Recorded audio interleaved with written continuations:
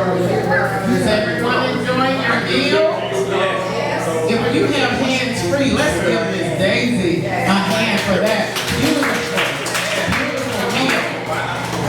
And at this time, we're going to ask Pastor Dan Thomas to come forward and share some words of wisdom with us. We thank him for driving all the way from Tampa, Florida with his Newport Richie. That's further than Tampa. Let's give him another hand for that. That's by Pastor Dan Thomas. Amen. Praise the Lord. Praise the Lord. Amen. I'm excited to be here today. I'm going to just share a little bit on how I met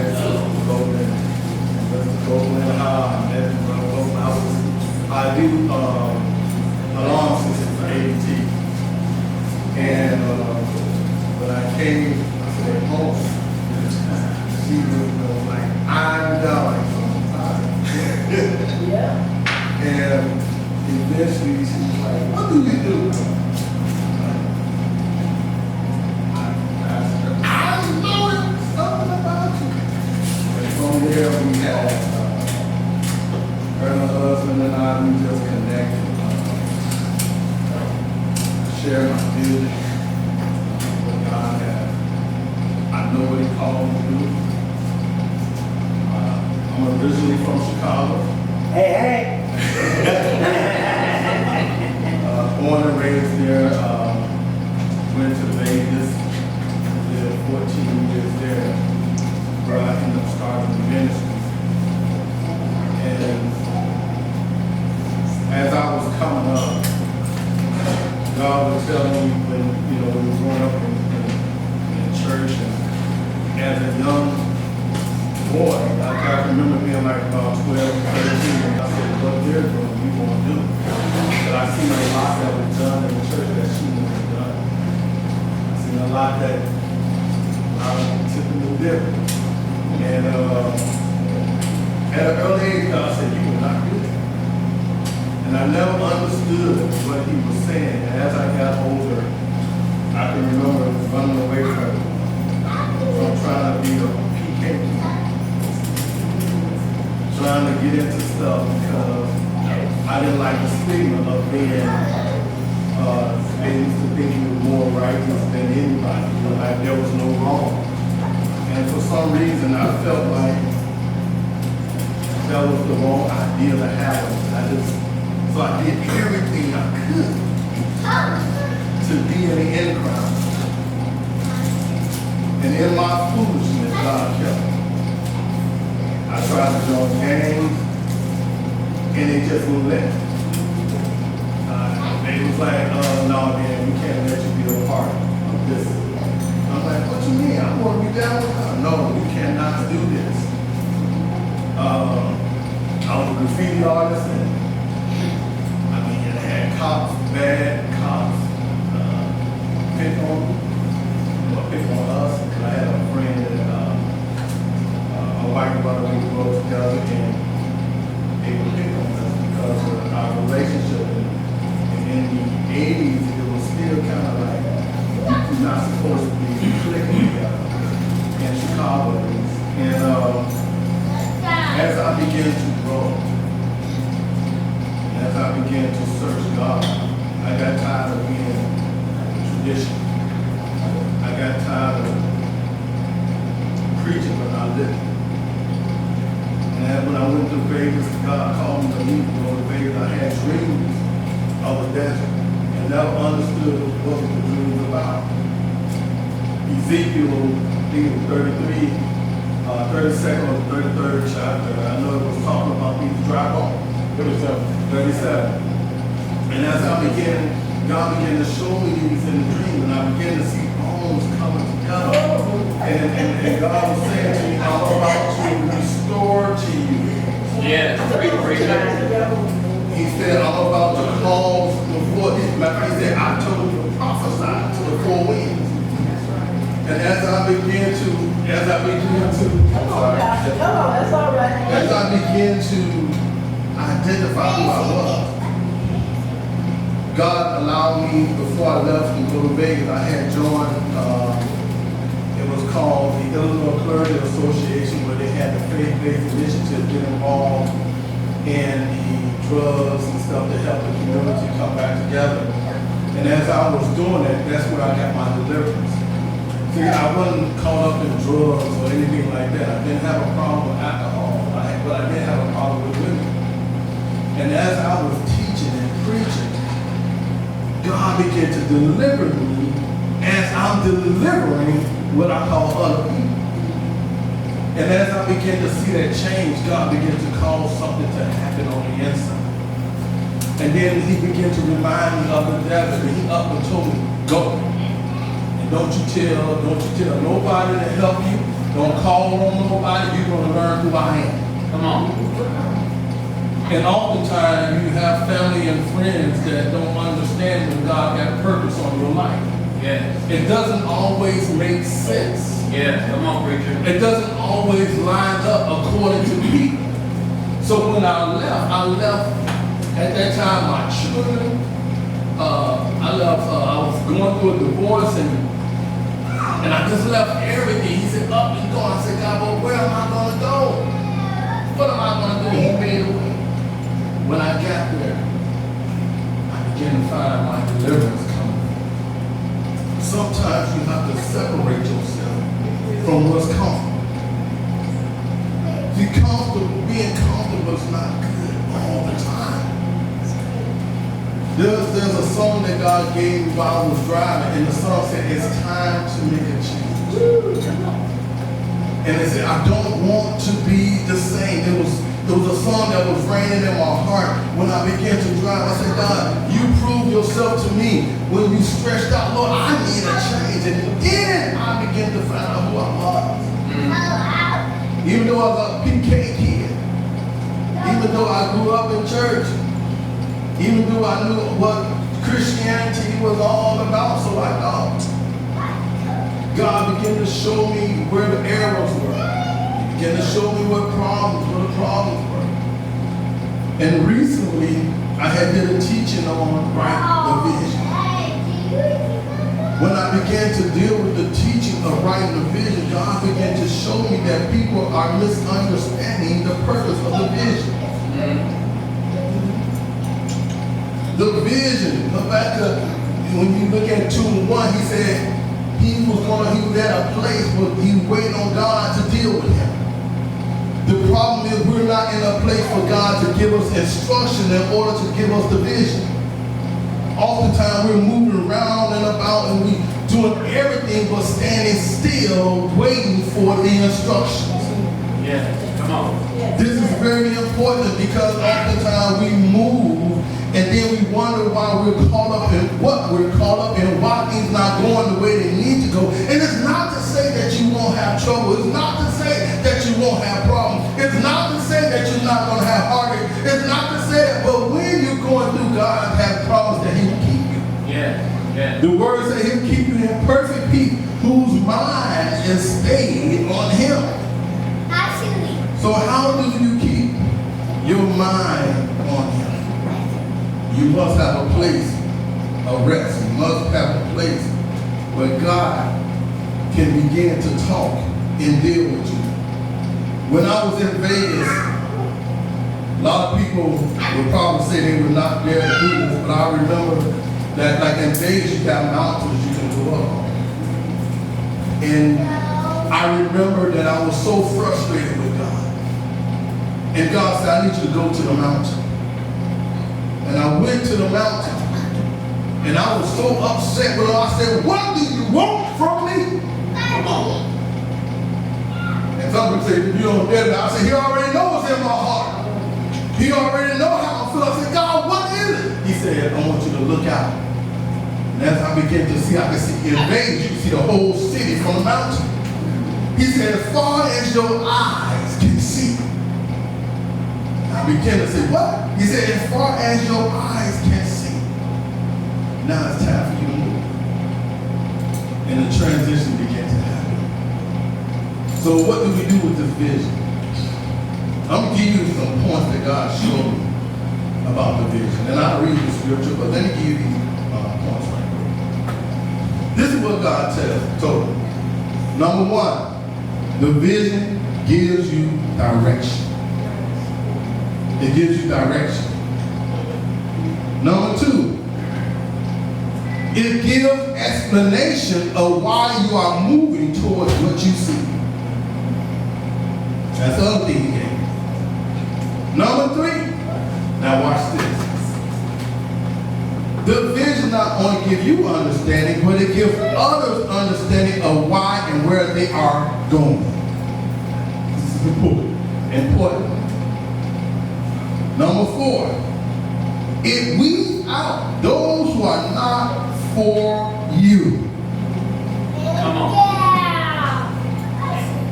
See, we try to get everybody to join in, everybody to be a part, but the vision job is for those who know it or those who see it that they can run. Everybody's not going to run with you because they don't understand it. Number five, the vision motivates you when it's delayed.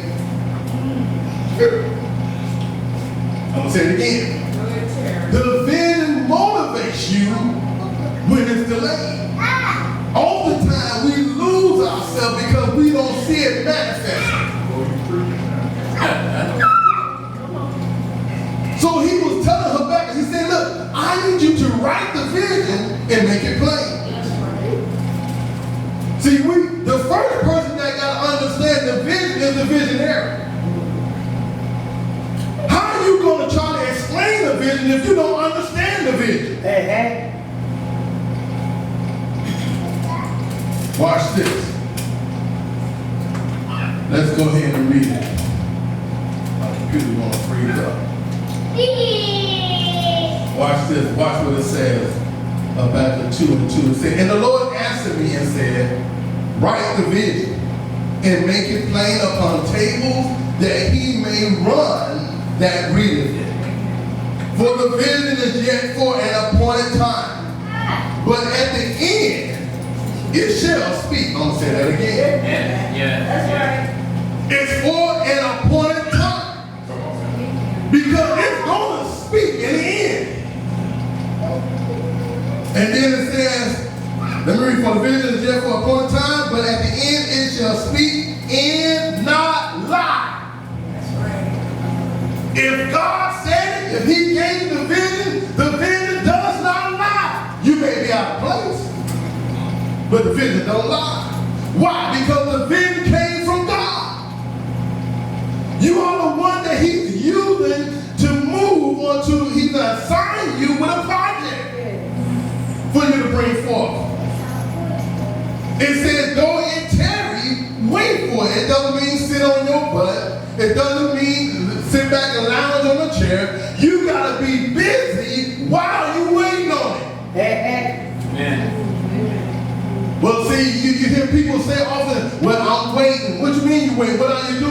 Well, I'm just sitting back waiting on something to happen. No. What are you doing? Are you applying yourself while you're waiting on the vision? Are you going out and meeting people? Are you going out and making connections? Because while you're waiting, you should be doing something. Yes. Come on. Say it, preacher. Say it. He said, wait for it because it will surely come and it will not tarry. Listen, it's going to come. But while you're waiting, what are you doing? So as I began to get understanding, there's 5 points of what the word right means. I'm starting to understand that most of us have problems because we don't know our vision, we don't have a vision.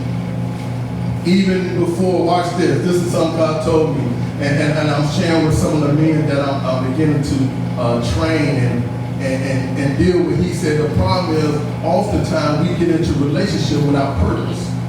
Okay. Without a vision. How do you expect her to get on board if you don't have a vision? What is the plan? How are you going to lead the family? I have the 3 P's for those who are fathers. You should be a provider, a protector, and a priest. A provider, a protector, and a priest. It is important for him to have a vision, because when he have a vision, watch this, when he will relate it to someone he's interested in, that person has the right to say yay or nay. What you see, where you're going, I don't want to go. Because the person that read it, one or two things going to happen. They're going to run with you, or they're going to run away from you. Exactly. This is important. We open up business without having the vision on the wall. It is important for the vision to be on the wall. For, watch this, for when the co-workers or when the workers begin to get discouraged, they have something to look to. Amen. Hallelujah. We cannot expect people to just remember what was told. They need to see it. Yes. So he said, write the vision. Watch this. There's 5 points to what I found when you look at the word write. 1, we must describe. 2, we must inscribe. 3, we must prescribe. And 4, there must be subscription or subscribe. Describe means to give an account in words of someone or something, including all the relevant characteristics, qualities, or events. When you write a vision, you need to break it down to its lowest common denominator, as they used to say in school. See, we expect people just to grasp it, not understanding that what you're seeing, they can't see until you break it down. Somebody needs to just say describe. It is important to describe it. The next word that was caught up in it was inscribe. In other words, we need to write it out or carve it or something, especially as a formal or permanent record. I can remember me and my wife took me to a friend of hers home, and when I walked into the house, I saw that he had a vision on his wall. It was a declaration of what his family will and shall be.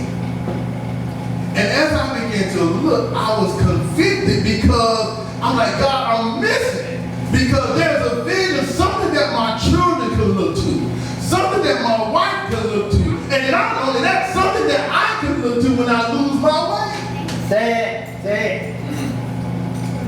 And so now I have to work this thing out with my wife and say, hey, this is the vision God gave me, and this is what it is, so now we got to have something on the wall. And it looked beautiful too. It made me want to read it. And I said, okay, this needs to be on the wall, because when people come in, they understand what that home is about. Because nobody can just do whatever they want to do in the home, because the vision has already been laid out. Yes. Hallelujah. The other word was prescribe. Watch this blessing. It says state authoritatively or as a rule that an action or procedure should be carried out. In other words, listen, it has to have some form of authority that when someone come in, they understand they cannot go against what the vision has been laid. So they have to follow. It brings order in the home. It brings order on a job. It brings order in anything that you do. Why? Because it's been laid out. The other point is to subscribe. Is express or feel agreement with an idea or a proposal. In other words, when I present it, now you have to choose whether you're going to walk with me or you're going to go against me. Amos 3:3, can two walk together except they be in agreement, or except they be agreed? You cannot walk with me if you're not in agreement with me. Amen. That's the reason I don't believe that anybody can just link up. It's time out from just linking to people because it seems like it's going to be all right. But are they like-minded? Are they going the same direction? Do they want what you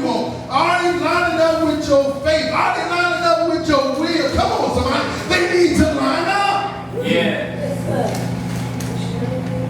They need to line up. You can't do what you want to do.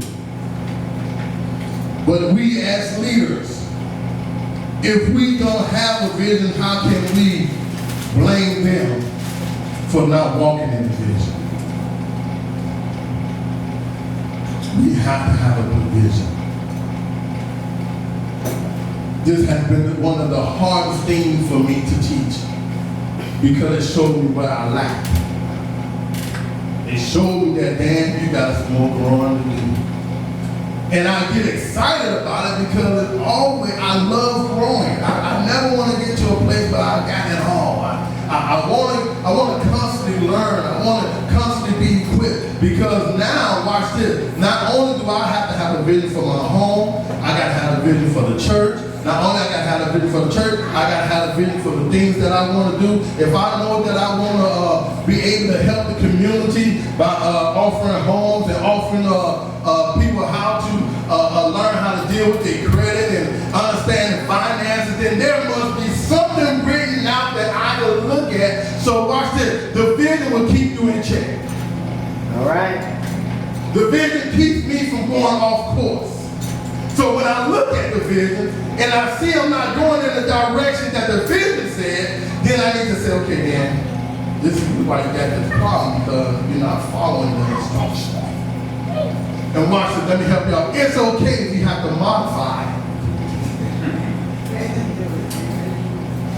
It's okay if the vision has to be modified because you modifying doesn't mean you're going away from it. Maybe there's a time where God said, okay, this was good, but now we need to add to it. Now there's another step to it. Because listen, we should be going from glory to glory. Every time we step into something, once it's complete, you can't just sit back, well, I did what I'm supposed to do. No, you got another vision on the way. Amen. You have another purpose on the way. So write the vision. Make it plain. That when they read it, they can run. Don't get discouraged because of those who don't run. Matter of fact, you ought to be rejoicing. You ought to be dancing because you don't have to deal, as Sister Copeland said, those who are drilling holes in the boat. You ought to get excited because the vision will expose those who are not supposed to be with you. Come on. Yes. Just don't be scared to remove them. All right now. Don't be scared to kick them out. Come on. Watch this. Don't be scared to be sanctified or set apart. Look, when you walk in the vision, you got to set yourself apart from what your homies do. You got to set yourself apart from what your girlfriends do. You got to set, watch this, sometimes you got to set yourself apart from your parents.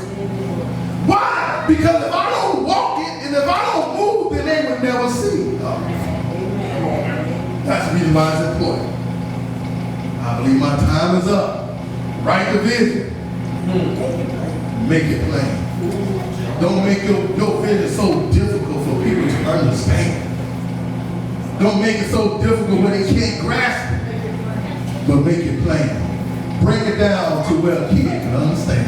And then guess what? That take away excuses. Amen.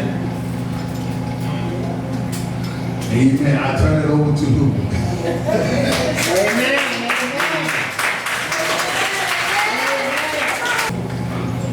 Just like to thank you, Pastor Dan. Let's give him another hand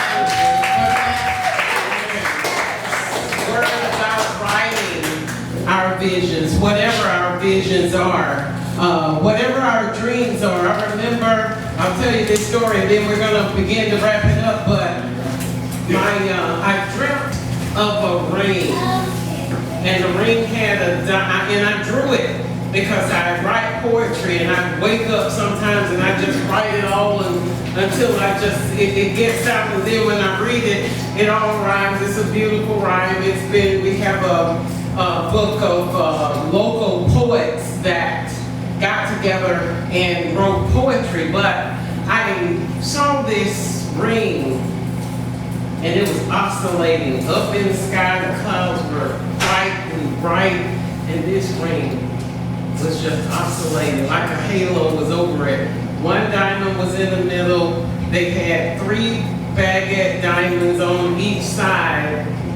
And I drew this picture years ago, and I was afraid of my grandmother who you know how you try to be smart and you hide things. I remember I had an uncle, and my uncle had this girlfriend back in the Navy, and she was hiding in the closet. I don't know, well yes, I do know how my granny found out, but she came in our room, we had twin beds, and she just slid that closet open. She said, come on baby, come out. So I was afraid of that oscillating ring that I wasn't afraid, I wondered what it meant.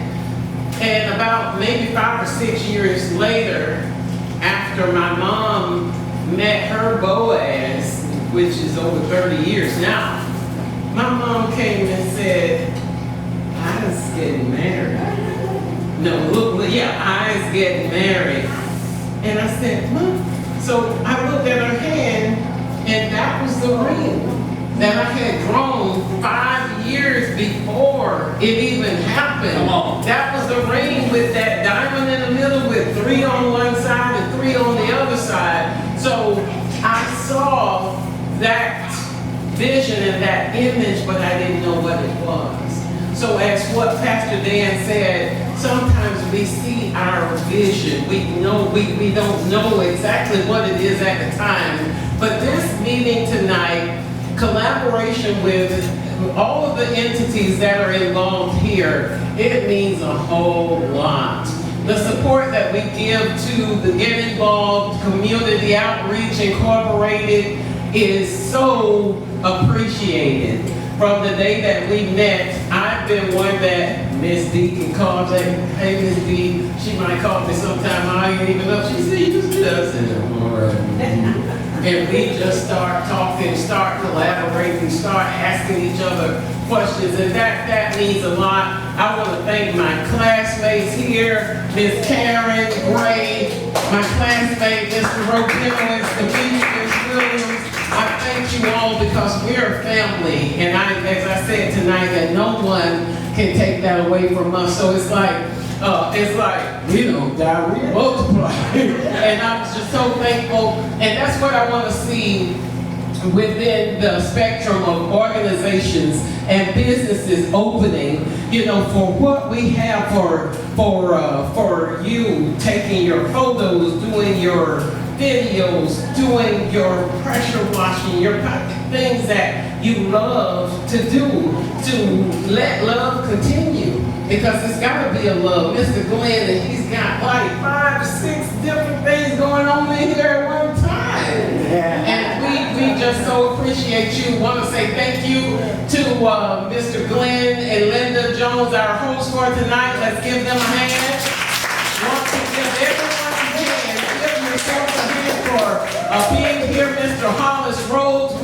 We're so blessed to see you and to hear your story. And we thank you all for being a part. And we're going to ask if there are any comments or announcements or anything that you would like to share with us before we ask Mr. Copeland to dismiss us. I just want to say these 2 gentlemen here, and I forget his name. I want to thank God for what they've accomplished and accomplishing. And I think the message of stick-to-itiveness is possible. I heard the Spirit was saying, be relentless. He kept saying, like, if they won't let me do it here, I'm going to do it here. I'm going to do it. You can stop me over here, you can stop over here, but there's somewhere I'm going to do it. Yeah. That spoke volumes. No retreat, no surrender. It is possible. I can, I will, and I must. And these gentlemen, when you start telling about his history and his history, my heartbeat is that we can champion to highlight these type of gentlemen to say that we can do this in this community and we can be a success. So I'm so blessed to have met you all and heard you two in your story. Thank you. Yeah. Hallelujah. It wasn't easy when they had to do it. There wasn't resources. They had to find something out of nothing. Yeah. And they made it happen. And I know they didn't even talk to me, but I know the challenges that you face in trying to build a business. Hello, breaker, dog. You preaching now. Yeah, so Mr. Blackman, Mr. Waters, we just want to thank you, and I look at it like this, like Miss Daisy is a senior to me. Mr. Waters knows, Demetrius knows that my group is, everybody almost, my group is an experienced group, and I learn from them. I want to be around her. I want to talk to her on the phone. I want to be under her wing. So when she think I know how to do a little something here and there, but not like her, because I've seen her work, and that's powerful to me. It should be powerful to be empowered by someone else, someone that's better. Like they say, always surround yourself with somebody better than you. So very much, because I love to be surrounded by wisdom. And let's give Mr. and Mrs. Jimmy and Daisy Copeland a hand for inviting us here tonight. Thank you so very much. We are prepared to adjourn. We're going to take everything off of these tables and throw everything away, and we thank you all for coming. Give yourselves a hand.